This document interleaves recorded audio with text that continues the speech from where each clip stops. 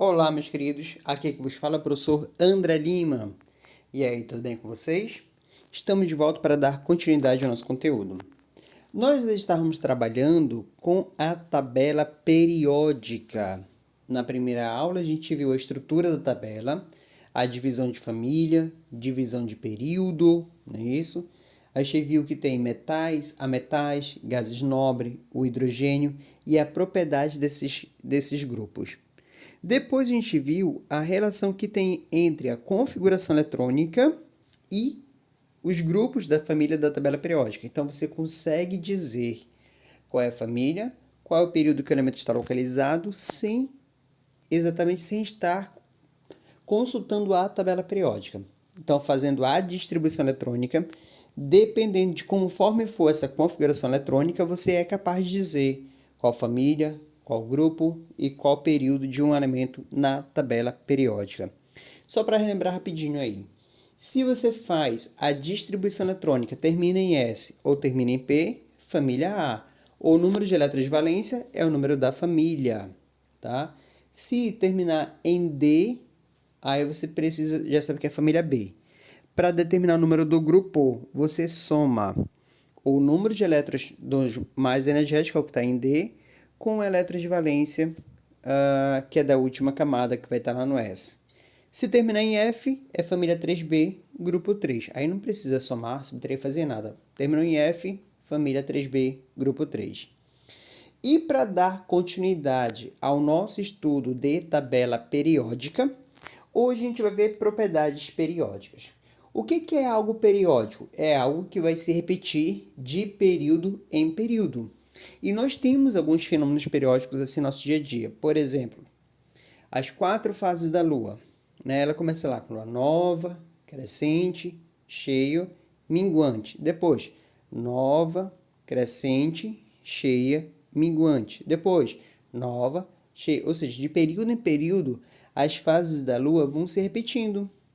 Assim como também, por exemplo, dia da semana. Domingo, segunda, terça, quarta, quinta, sexta, sábado. E depois, domingo, segunda, terça, quarta. Então, vai se repetindo de período em período. Tem estações do ano também, né? Você vai ter lá o inverno, primavera, outono, verão. Inverno, primavera, outono, verão. Então, vai ter esses fenômenos se repetem de período em período.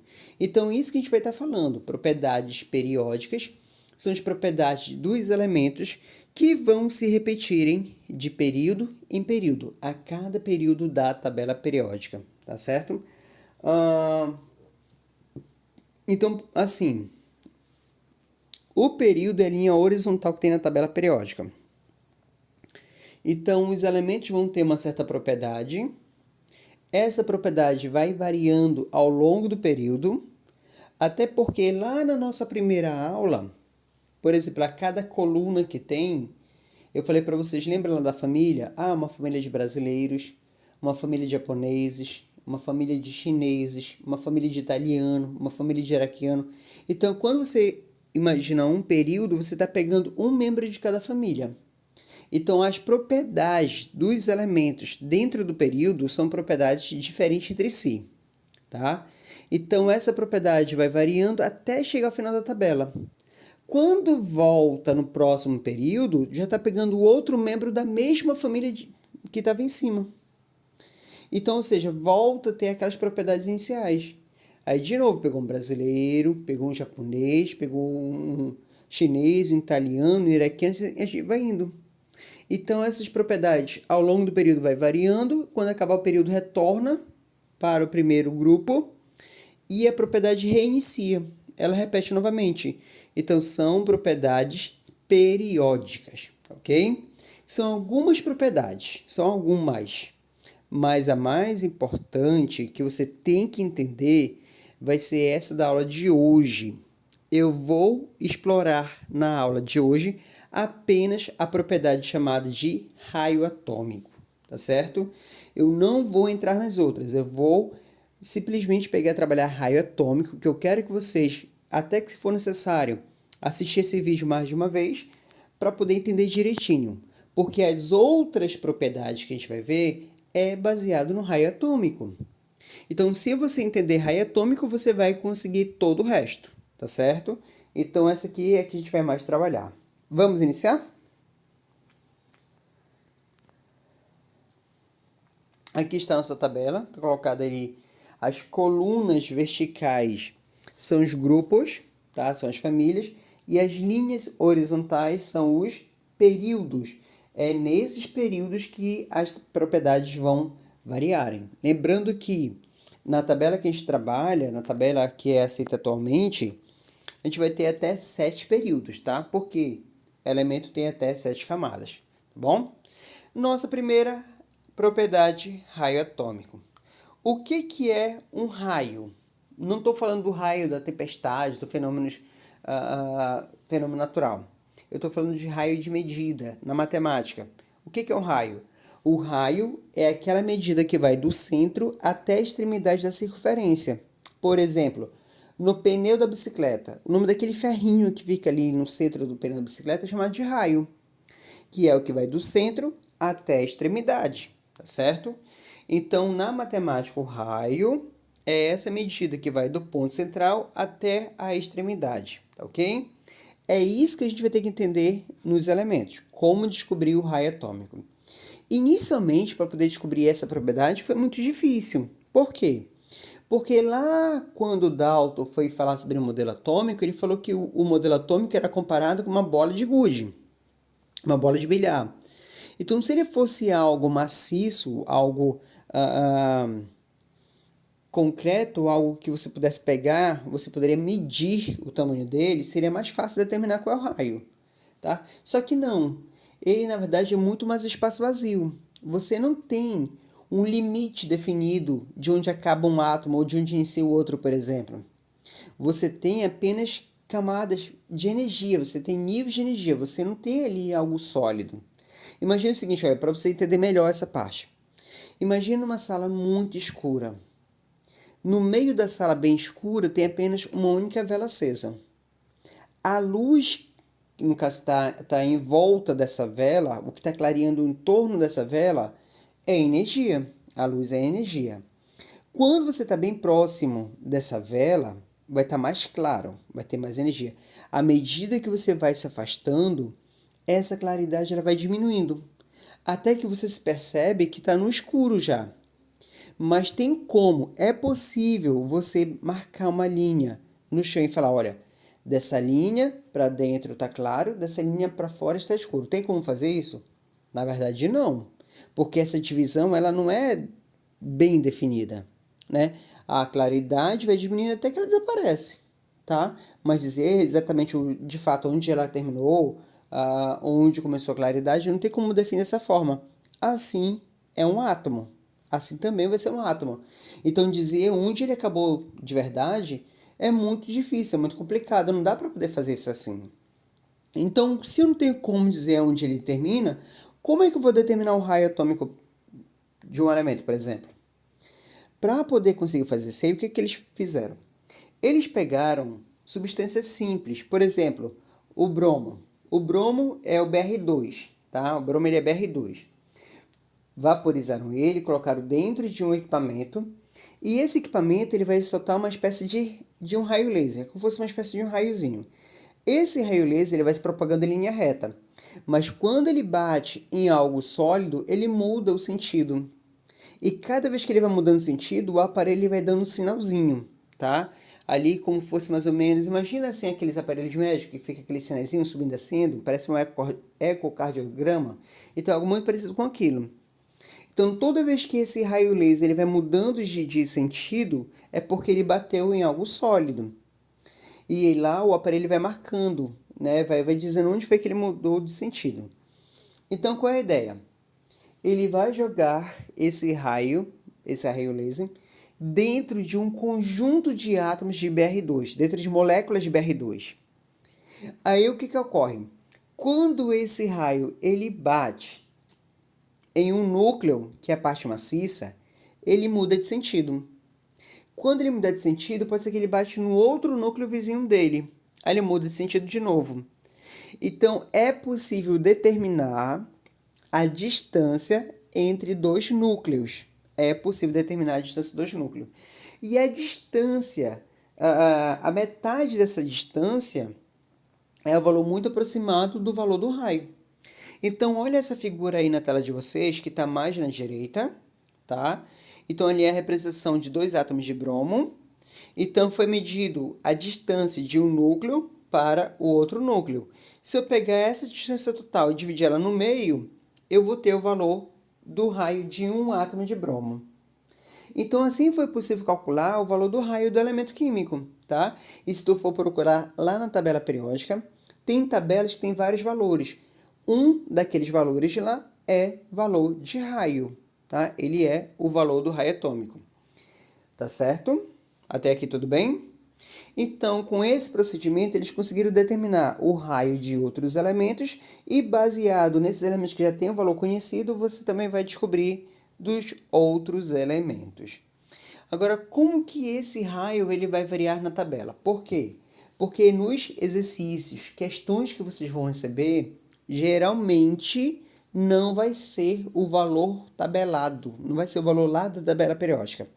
Tu vai ter que saber quem tem maior raio e menor raio olhando o elemento na tabela, tá bom? Então, por isso que a gente vai ver lá, raio na tabela periódica. A primeira ideia é o seguinte, nos grupos, o raio atômico cresce de cima para baixo. Por quê? Vamos lá. Eu tenho aqui esse primeiro elemento, é o hidrogênio, está na cor verde, ele está no primeiro período.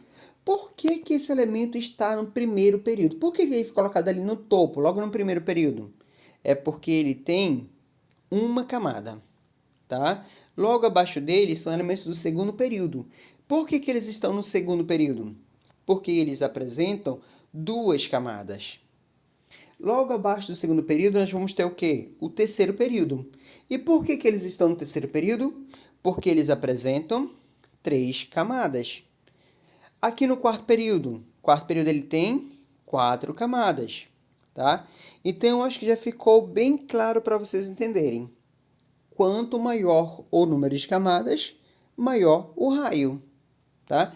À medida que o número de camadas vai crescendo também o raio. Então, meu primeiro critério para determinar quem tem maior ou menor raio é o número de camadas. É o meu primeiro critério. Então, você já sabe que na tabela periódica, primeiro período é uma camada, segundo período é duas camadas, terceiro período é três camadas e assim sucessivamente até o sétimo período. Então, o elemento que está mais embaixo tem um raio maior do que o elemento que está mais em cima. Então, inicialmente é assim que eu vou saber. Quem está embaixo tem um raio maior do que aquele que está em cima, por causa do número de camadas, tá? Exemplo. Vamos pôr aqui essa tabela periódica, tá? Com alguns elementos destacados de forma bem genérica, tá? Então, se eu for comparar, por exemplo, o elemento F e o elemento D. F de faca, D de dado. Qual que tem maior raio? Isso, o elemento D. O elemento D tem maior raio. Por quê? Porque ele está no sexto período, ele tem 6 camadas. O F está no segundo período, tem apenas 2 camadas. Então, o elemento D é maior. E se eu comparar o elemento A e o elemento E? Quem é maior? O elemento E. Por que que o E é maior? Porque ele está mais embaixo. O E está no quinto período, tem 5 camadas. O A está no segundo período. Se eu comparar o elemento B e o elemento C, quem é o maior? O C é maior. E por que ele é maior? Porque ele está mais embaixo, tem maior número de camadas. O C vai ter 6 camadas e o B tem 5 camadas. Pronto, é isso. Então, você vai procurar esse elemento na tabela periódica. Aquele que estiver mais embaixo, ele tem maior raio. Ah, mas se eu não tiver tabela periódica para consultar? Aí tu vai ter que fazer a distribuição eletrônica, tá? Faz a distribuição eletrônica e você vai ver o número de camadas de cada elemento. Aí dá para colocar em uma ordem crescente de raio atômico ou decrescente, depende do que ele pedir, tá certo? O importante que vocês entendam é que quanto maior o número de camadas, maior o raio atômico. Tranquilo?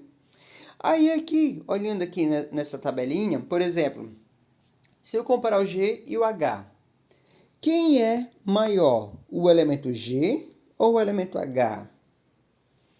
Não tem como saber. Por quê? Porque eles estão dentro do mesmo período, portanto, eles apresentam o mesmo número de camadas. Tanto G quanto H apresentam duas camadas. Então, pelo número de camadas, esse raio é igual. Esse critério ele não vai funcionar porque eles apresentam o mesmo número de camadas. Então, se esse critério não funciona, quer dizer então que eu vou precisar de um novo critério, tá certo? Então, vamos lá. Para quando os elementos estiverem no mesmo período, eu vou precisar de um segundo critério, que é um critério de desempate aí para saber quem é maior e menor. Porque o primeiro lá, que é o número de camadas, não vai ajudar, tá bom? O nosso segundo critério é o número atômico, tá? Vai ser número atômico.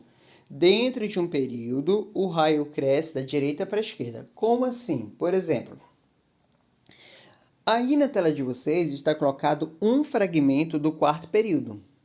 O quarto período, ele começa com o elemento potássio, que tem número 19, cálcio, que tem número 20, escândio, número 21, titânio, número 22, vanádio, número 23, crômio, 24, manganês, 25 e assim segue, tá? Vai até o criptônio, que é o 36, tá certo? Então, ele vai aumentando esse número atômico aí. E todos esses elementos aí apresentam quatro camadas. Apresentam quatro camadas.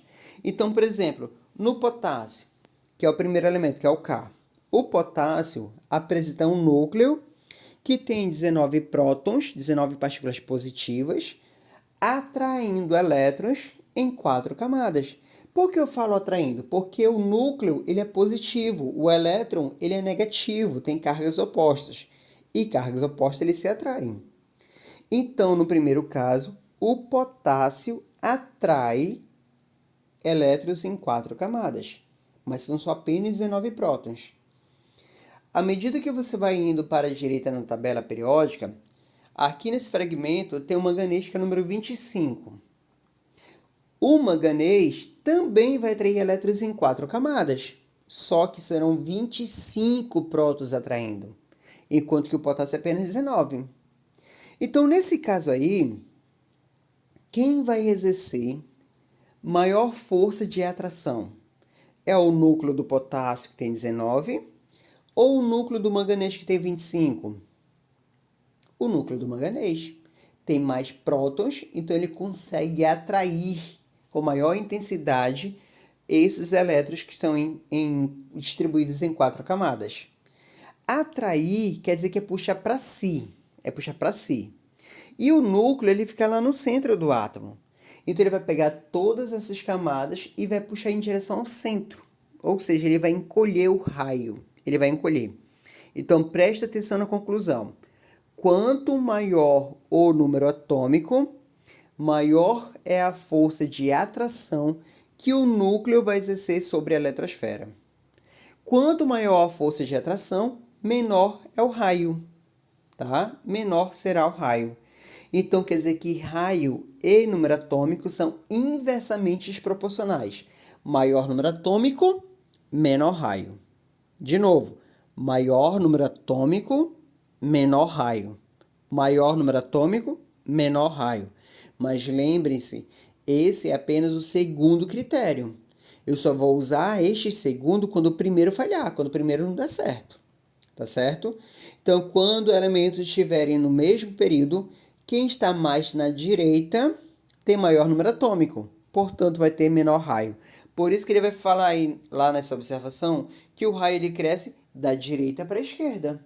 Porque na direita os números são grandes, são altos. O raio ele é pequeno, tá certo?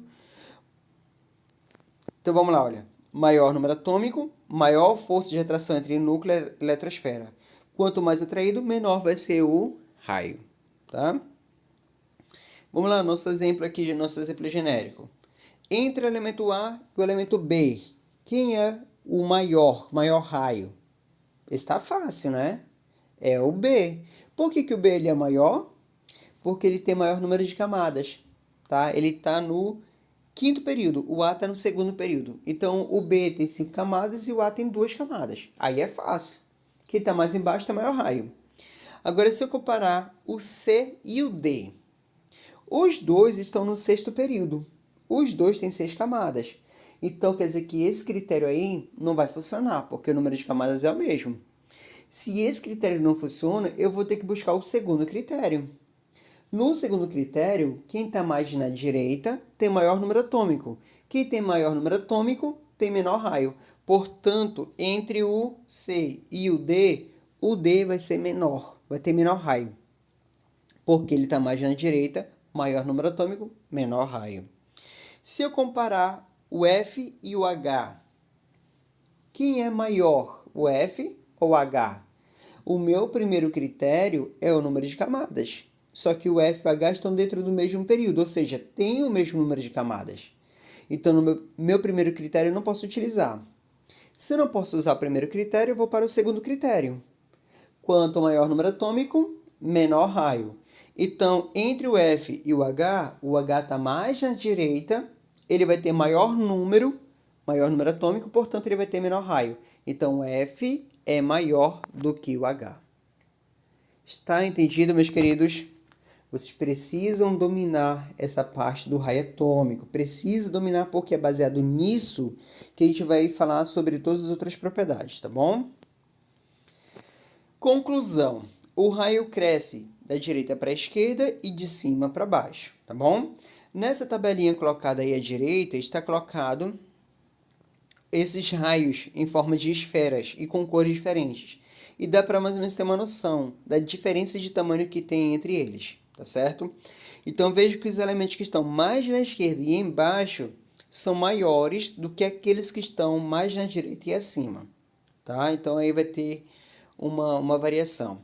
E essa variação tu pode analisar de período em período, por isso que é uma propriedade periódica. A figura que está embaixo do lado esquerdo, ele mostra isso.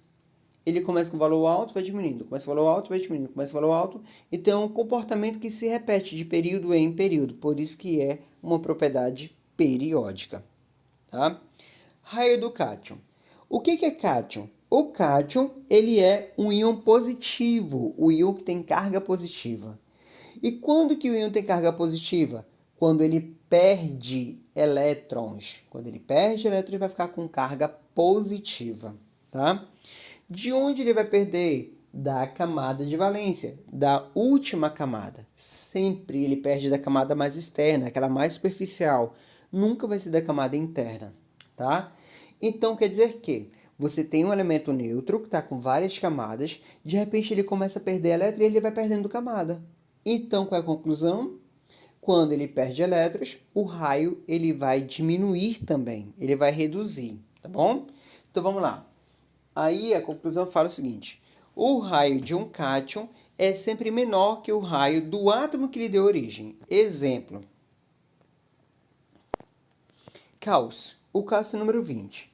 Quando se faz a distribuição eletrônica do cálcio, a gente vai ver que ele tem 4 camadas, tá? Na primeira camada são 2 elétrons, na segunda camada são 8, na terceira é 8 e na quarta é 2 elétrons, tá certo? Então vamos lá. Cálcio, de novo, com seus 20 elétrons e 4 camadas. Porém, o cálcio, ele é um metal, ele é eletropositivo e tem uma tendência a perder 2 elétrons. Imagina que apareça nele uma carga positiva. O que significa a carga positiva? Perda de elétrons. De onde ele vai perder? Da camada mais externa, da última camada. Então, quando ele perder 2 elétrons, a última camada ela desaparece, ela vai sumir. Nesse momento, o raio ficou maior ou menor? Ficou menor. Ele perdeu elétrons, o raio ele vai diminuir. Além de diminuir porque perdeu a camada, também diminui porque fiquei com menos elétrons. Tá? Fiquei com menos elétrons. Então, essa força de atração que o núcleo exerce sobre a eletrosfera acaba se tornando mais intensa, porque agora o número de elétrons ele é menor. Então, isso também vai fazer com que esse raio diminua, tá? O raio vai diminuir por causa dessa força de atração. Então, o cátion é esse que tem carga positiva, sempre vai ter um raio menor do que o átomo que lhe deu origem, tá? Sempre vai ser menor. Conclusão também que eu posso chegar para o ânion. Se quando ele perde, o raio fica menor, então quer dizer que quando ele ganha elétrons, o raio vai ficar maior, tá? Olha lá, o raio de um ânion é sempre maior do que o raio do átomo que lhe deu origem. Por exemplo, o cloro tem número 17. Fazendo a distribuição eletrônica, a gente vai ver que ele vai ter 3 camadas, tá? Primeira camada com 2, segunda camada com 8, terceira camada com 7. O cloro é um ametal. O ametal tem uma tendência a ganhar elétrons. Então, imagina se esse cloro, se ele ganhar um elétron. Esse um elétron, onde ele vai entrar? Na camada de valência. O que é 3p5 vai ficar 3p6, vai ter um elétron. Mas aí, o que ocorre?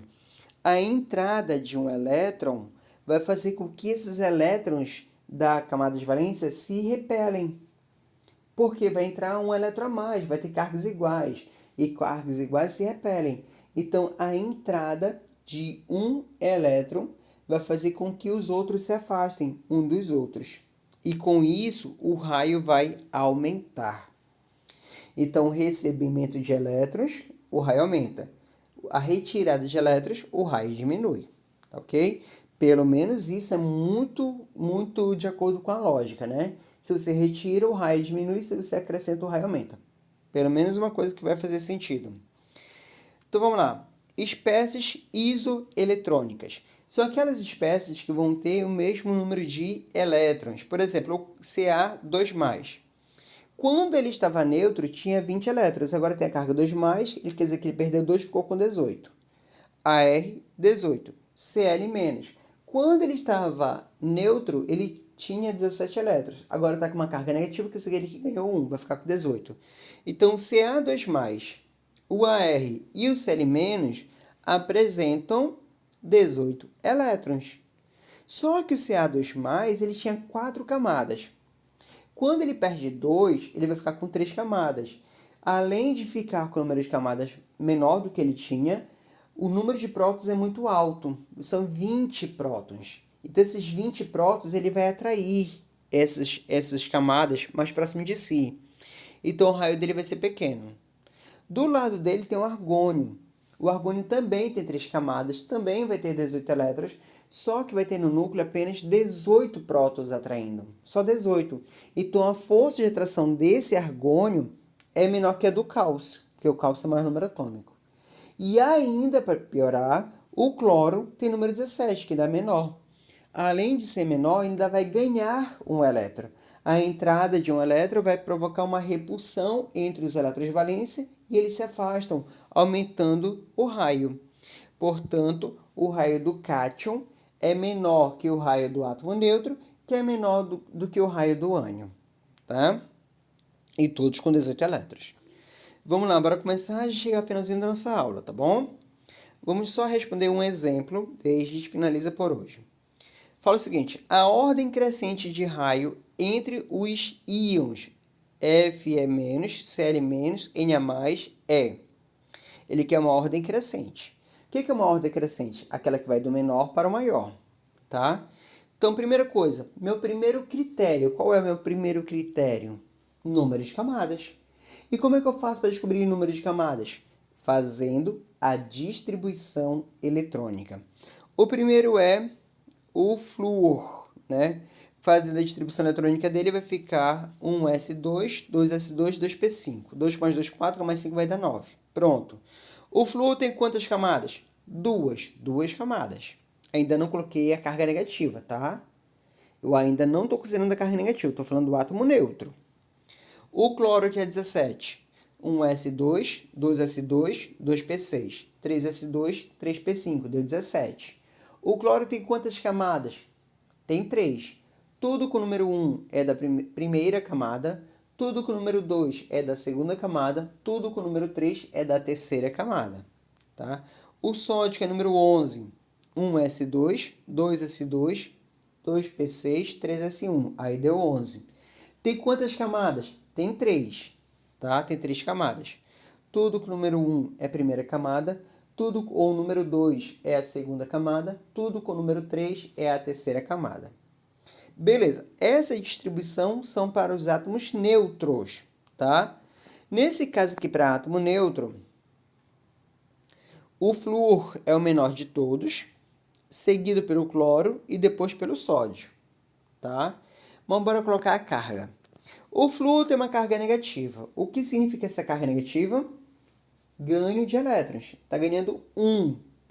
O cloro também tem uma carga negativa. Também vai ganhar 1. E o sódio tem uma carga positiva. A carga positiva quer dizer que ele vai perder 1. Então, vamos lá trabalhar com essas cargas. Quando eles ganharem e quando eles perderem, então vai ficar assim, olha. O flúor, que era 2p5, ficou 2p6. Tá? Ele vai ficar com 10 elétrons. Ainda são duas camadas. Só que, como entrou um elétron, então vai ter uma força de repulsão e esses elétrons se repelem. Vai ficar com um raio um pouquinho maior. O cloro com uma carga negativa, ganhou 1, vai ficar com 3p6. Ele era o 3p5 e agora ficou 3p6. Tá? De novo, entrou um elétron, vai ter ali uma força de repulsão e esses elétrons se afastam e vai aumentar o raio. E o último, que é o Na+, ele vai perder um elétron. Se ele perde um elétron, a camada fica vazia. Quando ela fica vazia, ela desaparece. Então, ele vai sobrar com duas camadas. Desses três elementos, qual é o menor de todos? O Na+. Por que ele é menor de todos? Porque além de ter um número de camadas muito baixo, ele tem mais prótons do que elétrons. Então, a força de atração que esse núcleo exerce sobre a eletrosfera é muito elevado, muito alto. Então, ele atrai, ele vai fechar o raio, ele vai diminuir o raio atômico. Então, o menor de todos é o sódio, depois dele vem o flúor, e por último o maior é o cloro. Por que o cloro é maior? Porque ele tem maior número de camadas. Então, ele já vence até mesmo desde o primeiro critério, ele já vai ganhar. Então, a minha sequência deve ser o Na, depois o F e por último o Cl. Portanto, a resposta é a letra C. Vai ser a resposta desse exemplo. Beleza? Tudo bem? Em caso de dúvida, me procure, tá bom? A gente vai encerrar por aqui nessa aula de hoje, que foi basicamente sobre raio atômico. Na nossa próxima aula, a gente vai falar sobre outras propriedades, mas lembrando que as outras propriedades dependem do raio atômico. Não esqueça, você precisa entender muito bem essa aula para entender os outros conteúdos, tá bom? Pessoal, tenham um ótimo dia, fiquem bem, fiquem com Deus, até a próxima. Um forte abraço, tchau!